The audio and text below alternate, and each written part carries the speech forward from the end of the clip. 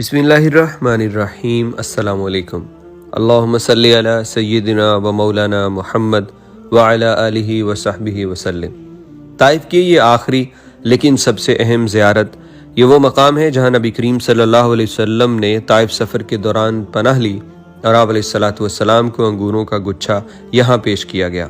جب ہم یہاں پہنچے تو اقامت ہو رہی تھی۔ سب سے پہلے نماز ادا کی اور اس کے بعد اس مقام کی زیارت کی۔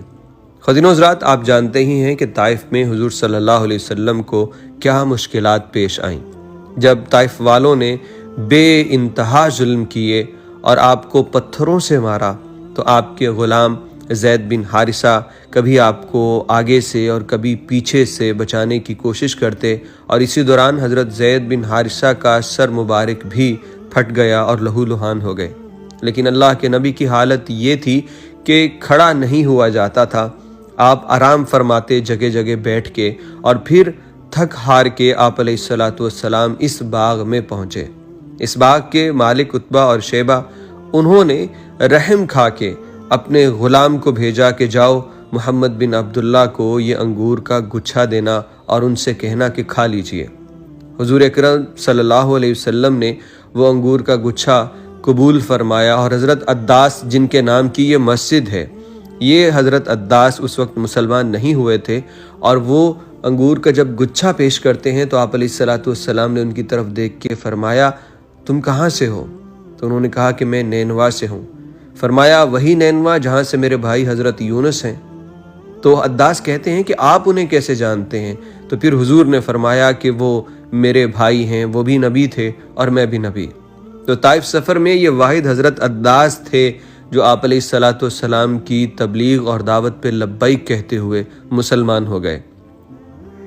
حضور صلی اللہ علیہ وسلم کو ان کے مسلمان ہونے کی بہت خوشی ہوئی، اور آپ علیہ السلام نے اسی باغ میں اسی جگہ بیٹھ کے وہ دعا فرمائی تھی جو آج بھی سب دعاؤں سے افضل مانی جاتی ہے۔ اس میں اللہ رب العزت کی بڑائی اور اپنی بے بسی کا اظہار جس طرح سے حضور نے کیا، وہ مسلمانوں کے لیے اور ایک بندے کے لیے سب سے بہترین ذریعہ ہے اللہ کو اپنے دکھڑے سنانے کا۔ یہ آپ کو باغ دکھا دیں، اس باڑ کے پیچھے اصل میں وہ مقام ہے جہاں حضور صلی اللہ علیہ وسلم تشریف فرما تھے۔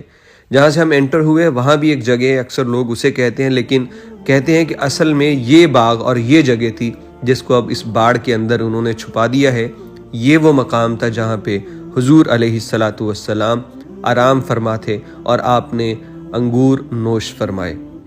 جن لوگوں کا یہ باغ تھا وہ بھی سردار تھے، مسلمان تو نہیں تھے اس وقت، لیکن ان کو آپ کی حالت دیکھ کے یہ آیا کہ آپ کو کچھ پیش کرنا چاہیے، کیونکہ پورا جسم مبارک وہ خون سے بھرا تھا۔ پاؤں اس قدر خون سے بھر گئے تھے کہ آپ کا پاؤں مبارک اور جوتا مبارک وہ دونوں ایک دوسرے سے چمٹے ہوئے تھے۔ تو یہ وہ مقدس مقام ہے۔ خواتین و حضرات، آپ بھی دیکھیے، اس کی زیارت کیجیے، دوسرے احباب کو بھی اس کی زیارت کروائیے ویڈیو شیئر کر کے، کہ طائف کا سب سے اہم ترین مقام میرے لیے تو یہی ہے کہ جہاں حضور صلی اللہ علیہ وسلم نے اس حالت میں قیام فرمایا اور اس حالت میں آپ یہاں پہ رکے۔